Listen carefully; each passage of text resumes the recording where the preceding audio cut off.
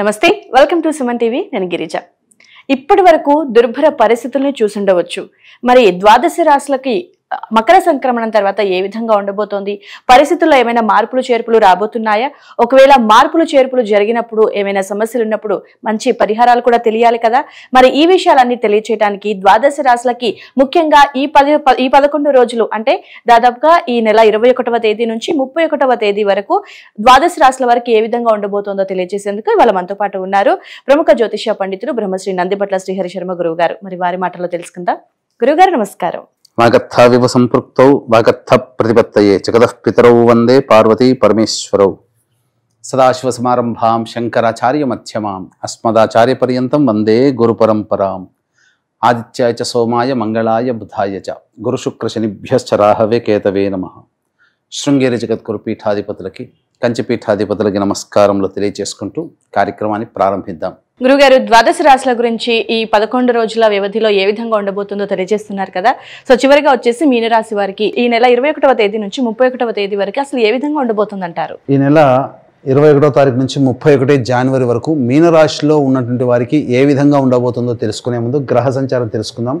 రాశిలోని రాహువు, సప్తమంలో కేతువు, 3వ ఇంట గురు వక్రీకరించి ఉండడం, 5వ ఇంట కుజుడు వక్రీకరించి ఉండడం, 12వ ఇంట శుక్రుడు శని, 11వ ఇంట రవి మరియు 10వ స్థానంలో బుధుడు.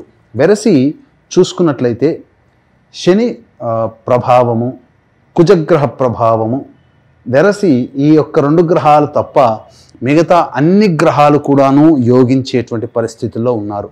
ముఖ్యంగా చెప్పొచ్చేది ఏంటి, మీనరాశిలో జన్మించినటువంటి వారికి ఉద్యోగము భద్రత అధికంగా ఉంటుంది. నిరుద్యోగస్తులకి ఉద్యోగం లభిస్తుంది. ప్రమోషన్స్ కోసం ఎదురు చూసేటువంటి వ్యక్తులకి ప్రమోషన్లు వచ్చి తీరుతాయి. అధికార బదిలీలు జరుగుతాయి. కావలసిన చోటికి బదిలీలకు సంబంధించే ప్రయత్నాలు చేయండి, తప్పకుండా మీకు వ్యవహరిస్తుంది, అనుకూలంగా ఉంటాయి, ప్రయత్నాలు మొదలు పెట్టవచ్చు. ఇక గురువు కూడాను యోగించేటువంటి పరిస్థితులు, రాహువు ప్రభావము, జన్మరాహువు, సప్తమ కేతు ఇవన్నీ కూడాను యోగించేటువంటి పరిస్థితులు. ఏదనుకున్నా కానీ ధైర్యంగా ముందడుగు వేస్తూ పని పూర్తయ్యేంత వరకు శ్రమించగలిగే మనస్తత్వాన్ని కనుక అవలంబించుకుంటే ఈ 11 రోజుల్లో మీరు మిరాకిల్స్ ఎదురు చూస్తారు. అనుకున్నటువంటి పనులన్నీ కూడాను పూర్తి చేసుకుంటారని చెప్పవచ్చు. గురువు 3వ ఇంట ఉన్నప్పటికీ వక్రీకరించినటువంటి ప్రభావం చేత ద్వితీయ భావ ఫలితాన్ని కూడా మీకు ఇవ్వబోతున్నాడు. కాబట్టి ఆ గురువు ద్వితీయ భావ ఫలితాన్ని తీసుకోవాలనంటే పెద్దలని గౌరవించక తప్పదు. ఎదుటి వారిని బాధ పెట్టకుండా ఉండండి. ఈ 11 రోజుల్లో మీరు అనుకున్నటువంటి పనులన్నీ పూర్తి చేసుకుంటారు. కుజుడు వక్రీకరించినటువంటి ప్రభావం, ఈ యొక్క కుజగ్రహ ప్రభావం కొంత ఇబ్బందికర పరిస్థితులు, గృహంలో కాస్త ప్రశాంతతని లోపిస్తుంది.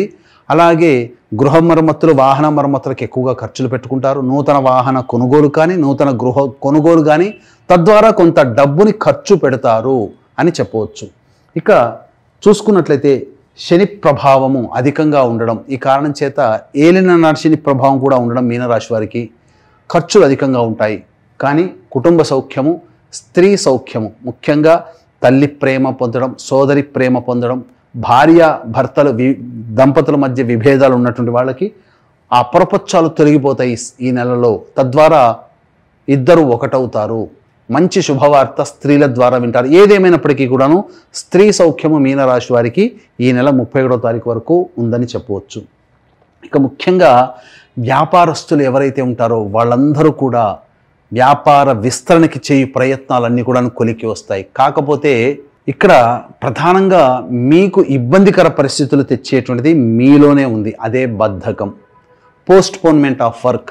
బద్ధకాన్ని కనుక తగ్గించుకోగలిగితే మిమ్మల్ని జయించే వాళ్ళు ఎవరు లేరు. అన్ని రంగాలలో మీనరాశి వారు విజయాన్ని పొందుతారని చెప్పవచ్చు. కాబట్టి ఒక కుజగ్రహ ప్రభావము, శనిగ్రహ ప్రభావము తప్ప మిగతా అన్ని గ్రహాలు కూడాను యోగించేటువంటి పరిస్థితులు ఉన్నాయి. ఎఫ్ఎంసీజీ రంగంలో ఉన్నటువంటి వాళ్ళు, ఫుడ్కి సంబంధించినటువంటి general stores, super markets, boarding and lodging, hotel వ్యాపారస్తులు, రోడ్ సైడ్ అమ్ముకునేటువంటి వ్యాపారస్తులు, కర్రీ పాయింట్స్లు, అలాగే తీర్థయాత్రలు, పూజా స్టోర్స్ నడిపేటువంటి వాళ్ళు, కళాశాలలు నడిపేటువంటి వాళ్ళు, అలాగే ఎడ్యుకేషనల్ ఇన్స్టిట్యూషన్స్, జ్యువెలరీ రంగంలో ఉన్నటువంటి వారికి అధిక ఆదాయము చాలా గోచరమవుతుంది. వారు ఈ చెప్పబడినటువంటి రంగంలో ఉన్నటువంటి వారు ఏది పెట్టుబడి పెట్టినా అది కూడాను చక్కగా వాళ్ళకి పాజిటివ్ రెస్పాన్స్ అనేటువంటిది ఎక్కువగా ఉంటుంది. ఇక నెగిటివ్ రెస్పాన్స్ ఏ వృత్తుల్లో ఉన్న వాళ్ళకంటే ప్లాస్టిక్ సామాన్లు, అలాగే స్టీలు, ఇనుము సంబంధించినటువంటి వ్యాపారాల్లో ఉండేటువంటి వాళ్ళు, గ్రౌండ్ ఆయిల్స్ సంబంధంగా పెట్రోళ్ళు, ఎడిబుల్ ఆయిల్స్, ఆటో రంగంలో ఉన్నటువంటి వాళ్ళు, అలాగే తోళ్ళు, చర్మ సంబంధమైనటువంటి వ్యాపారస్తులు, కింది స్థాయి క్లాస్ 4 ఎంప్లాయీస్, అలాగే లాయర్లు, రైతులు మరియు ఈ సంబంధించినటువంటి రియల్ ఎస్టేట్ రంగంలో ఉన్నటువంటి వారికి మాత్రం అనుకూలముగా లేదు. ఈ చెప్పబడినటువంటి రంగాల్లో ఉన్నటువంటి వారు ఇన్వెస్ట్మెంట్స్ చేయకపోవడమే చాలా మంచిదనేటువంటి విషయాన్ని గమనించుకోవాలి. ఉన్న వ్యాపారాన్ని సాధారణంగా నడుపుకుంటూ పెట్టుబడులు పెట్టకుండా ఉండడమే చాలా మంచిది. వ్యాపార విస్తరణకి మంచి సమయం కాదు.